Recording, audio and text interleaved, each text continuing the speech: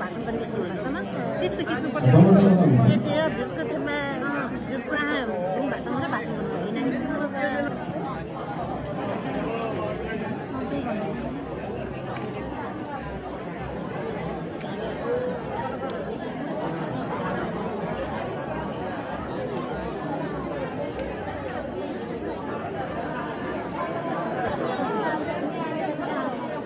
अर्को एउटा सूचना चाहिँ यो असरसित हामीसित डेलिगेटेड फोटोग्राफरलाई चाहिँ उहाँको हस्पिटलमा पुगेको कारणले गर्दा आउन सक्नु भएन। त्यसै कारण हजुरले कति सबैले आफ्नो कम्पनीमा फोटोहरू लिनु भएको छ भिडियोहरू लिनु भएको छ र हामी डेलिगेटेड दाइहरूले लिनु भएको छ। यदि हजुरले फोटोहरू खिच्नु भएको छ भिडियोहरू लिनु भएको छ भने कृपया हामीलाई उपलब्ध गराइदिनु होला। पछि हामी चाहिँ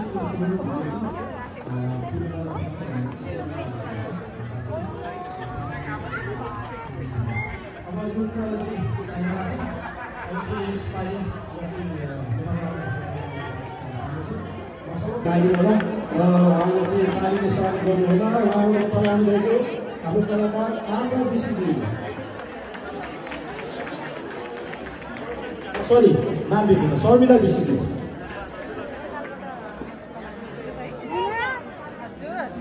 नमस्कार हजुर सबैजनालाई नमस्कार है।